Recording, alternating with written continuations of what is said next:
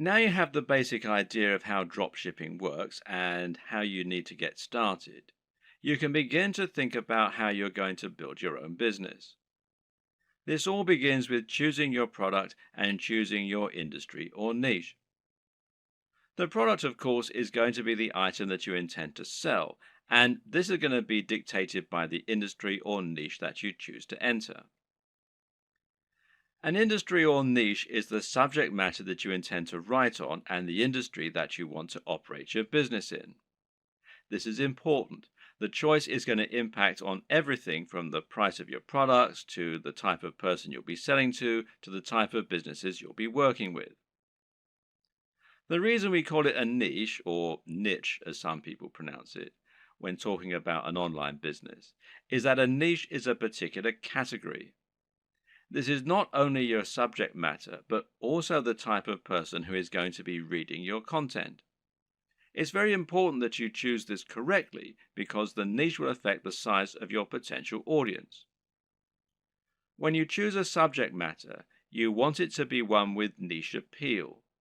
This means it's aimed at a particular type of person who is specifically interested in that type of thing. An example of a niche might be knitting. Now, if you have a blog about knitting and you sell knitting paraphernalia, only people who are interested in knitting are going to read your blog and buy from you. This way, you've cut out a niche for yourself rather than trying to appeal to everyone.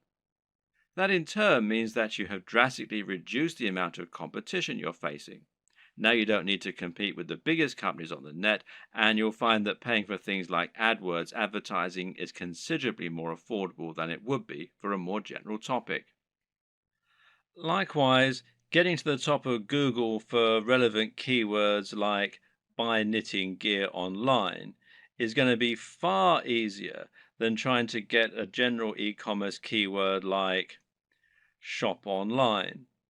The latter will put you up against mega companies like Amazon and pretty much every other online business on the net. But the problem with choosing a niche topic is that sometimes it can be too narrow, to the point where no one is interested in buying from you.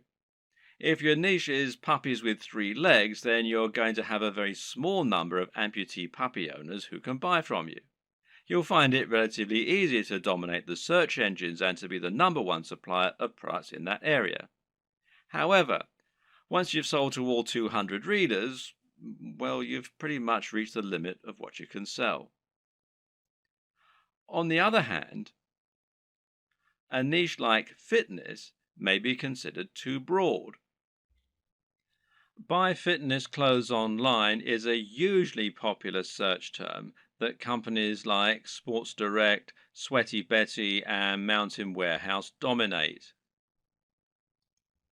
Even ranking for search terms like how to build muscle is going to be very difficult.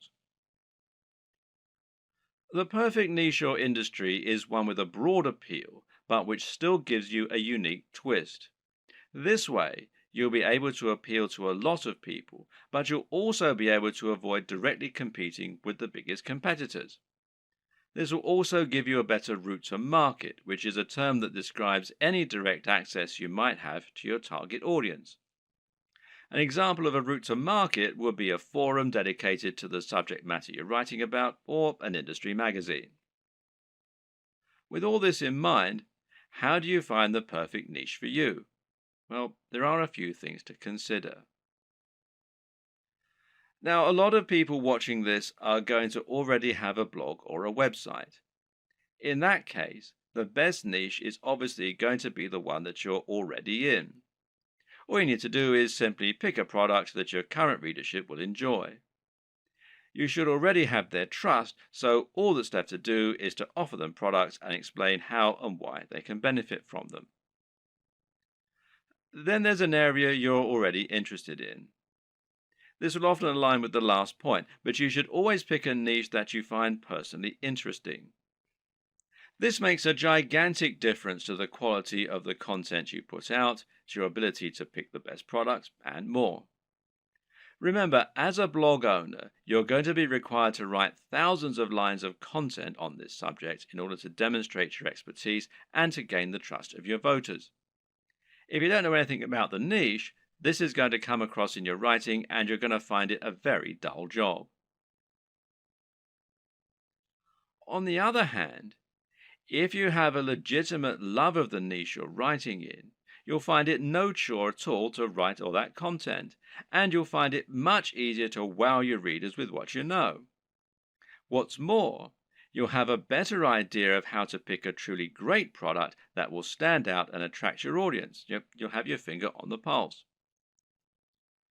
There are also niches where you have an upper hand. Again, this relates directly to the previous two examples in many cases. Suffice to say that most of us will have contacts and advantages in some niches that give us an edge. Perhaps, for example, you happen to know the owner of a very big fitness website or of a very big fitness magazine. Knowing this person will thereby make it much easier for you to get a cheaper advert or maybe even an article inside the magazine. Now you can reach out to that audience directly and hopefully sell more product. Have a long think about your list of contacts and friends, and then consider finding a product that will let you make the most of those advantages. If you look at affiliate marketing, digital products, and internet marketing as a whole, you'll notice that certain niches stand out as being far the most popular, and those are fitness, making money, and dating. Now, why are these the most popular niches?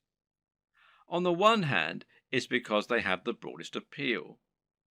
But the biggest reason is that they offer the best value proposition. A value proposition is basically the way in which your business is able to offer value. This is the way that your products can change people's lives.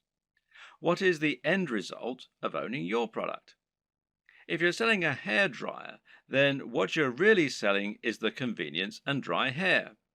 If you're selling clothes, then what you're really selling is the ability to feel good about yourself, to look sexy, and hopefully to thrive in your career and in dating as a result. This is what sells. Try and sell a book about cats, and you're not really offering much beyond a few hours of entertainment. But sell a book about making money, and you're selling a dream. By choosing a product that can really change people's lives, you're providing much more value, even if the manufacturing costs stay the same. Now, this lets you charge more and make more money as a result, and it basically comes down to the niche. In order to tick all these boxes, one strategy you can use is to target a sub-niche, a niche within a niche. An example of this is targeting a specific type of person within the fitness niche. How about fitness for the over 50s or dieting for the diabetic? You could even do strength training for martial artists. In this latter example, you've actually combined two separate niches in order to offer something truly unique and interesting.